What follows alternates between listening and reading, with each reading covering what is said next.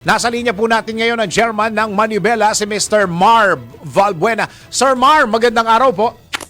Magandang umaga po, Sir Dennis. Magandang umaga po sa ating mga kamanibela. Opo. Sir Marv, sorry ha, kasi hindi ho ako nakatutok kahapon sa Senate hearing kahapon. Yung sinabi niyo po kahapon sa Senado na dapat papanagutin yung mga oil companies, sabi ninyo, dahil yung strike tuloy, yung inventory na nasa kanila, ang kanilang dinadagdagan ngayon ng mga 100 to 120% increase sa prices. Opo. Ano po yung Opo, naging tugon ng Senado doon?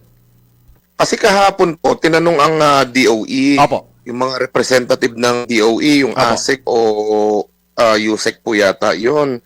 Sumagot siya na yung ibinenta sa atin sa loob ng 3 linggo, inventaryo pa. Ibig sabihin, lumang stock pa nitong mga oil companies. So, alam naman pala nila na lumang stock pa, bakit po nila hinayaan na magtaas ng presyo? Hindi po ba? Oo. Ano ang At sagot ang nila? Ano sinasabi sagot nila? natin, Oo. hindi sila makasagot kasi ang sinasabi natin sa kanila, kung gano'n ang nangyari, i-refund nila at dapat makasuhan itong mga oil companies na ito. Oo. Kaya sabi po nila, may Oo. pinadalan daw ng show cause order, ano nang nangyari, pero bakit hanggang ngayon hindi po maibaba yung presyo kung gano'n naman pala na stock yung ginamit na binenta sa atin. Di sana, kung baga, may retro tayo ngayon na ibalik nila or pababain nila ngayon dahil nasulit naman na nila nung mga nakaraang 3 linggo yung presyo ng petrolyo. Oo. Na wala pa naman po palang pagtataas, Sir Dennis. Oo. Yun ho ba yung naging dahilan kung bakit sinabi ni Senator Gatchalian na magkakaroon ng pagpupulong o hearing dito sa mga oil companies na ito para matanong kung anong nangyari? Opo, dapat po talaga. Yun ang sinabi ni Senator Gatchalian, Opo. Committee Chair Opo. ng Finance, na bakit nabuking na itong mga oil companies na ito nagsamantala. Bakit pinagpapaliwanag po sila, hindi nila masagot doon sa plenaryo kahapon Opo. at sa session hall at ang sabi parang closed door meeting, ano ba tawag doon? Hindi ko na ma-recall. Basta ang sabi parang executive session. Executive session. Parang ganun. Hindi ko alam pero ang isang paliwanag po nila, kasi daw po, yung bibilhin nila na stock, babawiin na ngayon. Pwede po ba yun na hindi pa nakukuha? Yung bibilin pa lang. Yung bibilin pa lang. Yung bibilhin pa lang. Oo. Na petrolyo, kumbaga, ipinatong na ngayon. So, ang ibig sabihin, yung pinampili nila ng petrolyo, pera ng taong bayan, kaya ibalik nila dapat yan. Oh. So, pagka Di po ba? ibinawi na nila ngayon, yung nakapatong doon sa bibilhin nila. So, yung binili nila, na ibibilhin nila in the future, hindi na nila papatungan. Dapat gano'n. Dapat gano'n para quits na. Oo. Dennis, di ba? Tabla na tayo. Oo. Kasi pinawi nyo na ng unang 3 linggo di ba? Oo. Kung ngayon, kung papatungan nyo pa rin, tubong lugaw na yan. Oo nga. Hindi lang tubong lugaw yan, Sir Dennis. Hindi ba nakamonitor ang DO? Hindi ko alam, Sir Mara, kung naitanong, kung nakamonitor ba ang DOE dito sa mga nangyayaring ito ito, yung akusasyon na pinatungan ng 120% yung mismong inventory stock ng mga oil companies? Opo, sila nga po, DOE ang nagsabi niyan. Ibig sabihin, alam nila yung nangyayari, pero wala silang ginawa. Natutulog sila sa pansitan or kakutsaba sila. Kaya nga ang panawagan ko po, mag-resign na sila dyan. Di po ba? Alam nila sila po ang nag-booking Oo. Ayaw pa nga pong gumamit ng microphone, ibinulong pa. Narinig po naming lahat. Yun ba yung ano? Yun ba yung pass on? Yung pass on? Yun ba yun? Pass on, opo. Hindi pa gumamit ng mikropono, pass. Ayaw ko gumamit ng mikropono para hindi po marinig ng sambayan ng Pilipino. Sir Dennis, pananamantala ito ng mga oil companies. Ibig po ba sabihin kasabwat yung DOE, kasabwat ang gobyerno? Nako. Oo. Di po ba? Teka Bakit muna. hindi nyo sinabi? Sir Bakit Mar- hindi nyo sinabi, uy, preno muna kayo. Hindi nyo pa presyo to. Presyo nyo pa nung mga nakaraang buwan itong Oo. binibenta ninyo. Kasi di nga ba? inventory, kasi nga inventory. Inventory.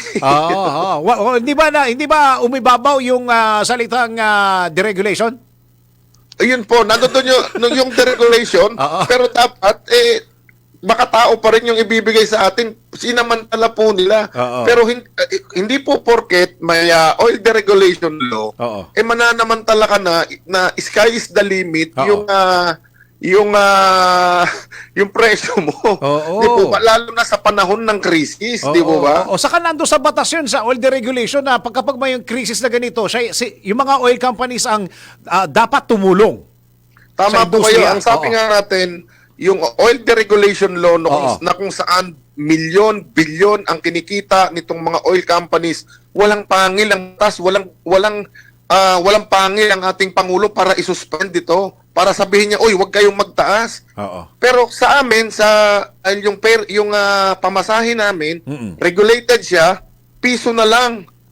Kailangan pa naming mag-file ng petisyon para ma-approve. Mm-mm. Samantalang dito sa deregulated, Wala. sky is the limit. Diretso. Yung diretso, kung gusto nilang magpatupad ng oil price hike, dito sa amin, hindi po pwede. Regulated kami ng LTFRB. Nung inaprubahan, hindi pa na-implement, sinuspend na yung pay increase na halagang piso. Yung bilyon lang kinikita, walang pangil. Na nagpapahirap sa taong bayan, Sir Dennis. Okay. So, balikan natin Sir Bal, yung paano ba ito? Next week magdedire-diretso na naman ito ng pag-increase. Yung mga kababayan ho natin, mga kasama natin na super, ano ho ang plano nila sa buhay ngayon? Paano ho ito?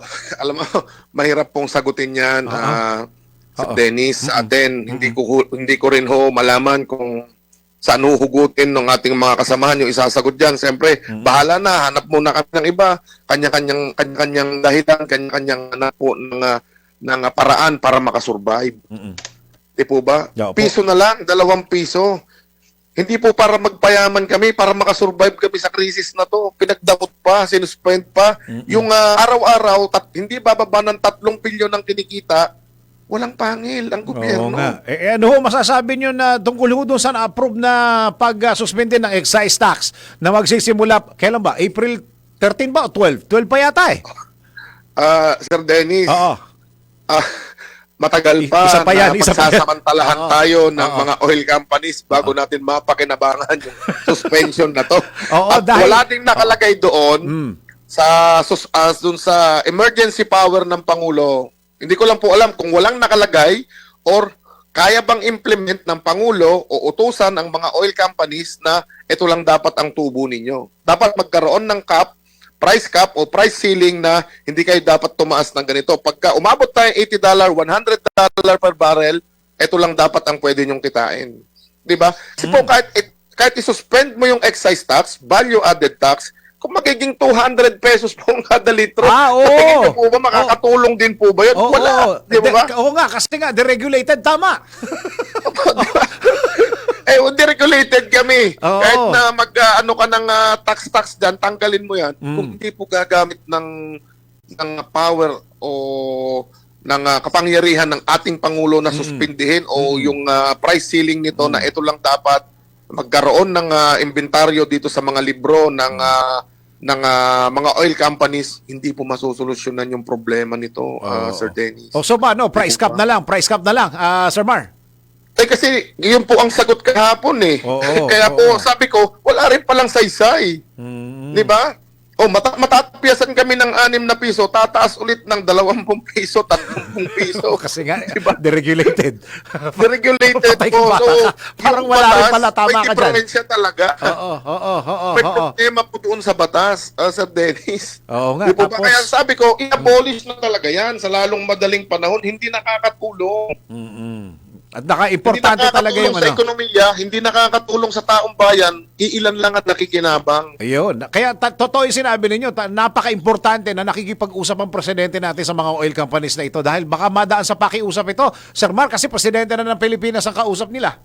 Tama po, tama po kayo na may kapangyarihan ng ating Pangulo, may pangil ang ating Pangulo para gawin po yan. At nakalagay naman dun sa batas, dun sa oil deregulation law, na kapag panahon ng ganitong krisis, may power ang Pangulo na magda kung magkano lamang ang pwedeng presyo at tubo nitong mga oil companies po na ito. Malinaw po yun sa batas. Kasabay po sa panawagan ninyo na alisin na yan, yung oil deregulation law na yan.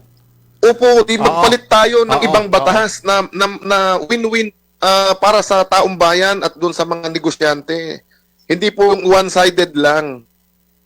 Tama, tama. Okay, Sir Mar, maraming salamat sa maiksing oras na binigay niyo po sa amin dito po sa DWIC po. Salamat po. Ingat Maraming po kayo. salamat po.